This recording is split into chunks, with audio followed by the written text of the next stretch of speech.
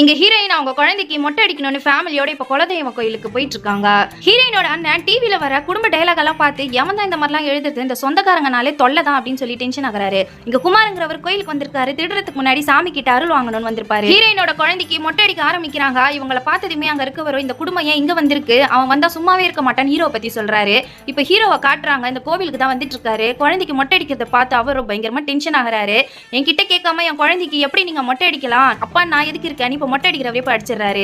இப்ப குழந்தையும் அங்க வந்து தூக்கிட்டு போலான்னு கிளம்புறாரு. ஆனா ஹீரோயினோட குடும்பமும் விட மாட்டாங்க. ஹீரோவோட அம்மாவை எங்க குலதெய்வ கோயில எதுக்காக மொட்டை அடிக்கிறீங்க, எங்க குழந்தை எங்க கிட்ட கொடுங்கன்னு சொல்லி இப்ப பிரச்சனை பண்ணிட்டு இருக்காங்க. இப்படி ரெண்டு குடும்பமும் சண்டை போட்டுட்டு இருக்கு. இப்ப ஹீரோ பேசுறதை கேட்டு ஹீரோயினும் அவரே அடிச்சிடறாங்க. ஹீரோவோட சித்தப்பா குடும்பத்தோட சாமி கும்பிட வந்திருப்பாரு. இப்ப அவர்கிட்ட நியாயம் கேட்க சொல்றாரு. ஆனா அவருக்குமே இவங்க பதில் சொல்ல மாட்டாங்க.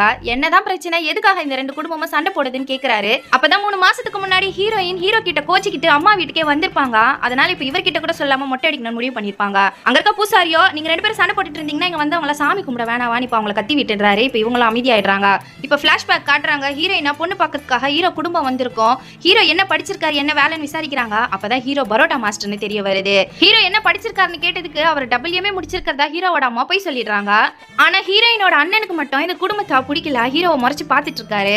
ஹீரோ அவங்க ஃப்ரெண்டு கிட்ட சமைக்கிறத பத்தி நிறைய சாப்பாடை பத்தி பேசிட்டு இருக்காரு. இதை கேட்ட ஹீரோயினை இம்ப்ரெஸ் ஆயிடுறாங்க. இப்பவே பொண்ணை பேசி முடிச்சிடலாம்னு நினைக்கிறாங்க. ஆனா ஹீரோயினோட அண்ணனை மாப்பிளை பத்தி விசாரிச்சுட்டு அப்புறம் முடிவு சொல்லலாம்னு சொல்றாங்க. ஆனா ஹீரோ கொண்டு வந்த கொத்து பரோட்டாவை சாப்பிட்ற ஹீரோயினுக்கு ரொம்ப பிடிக்குது.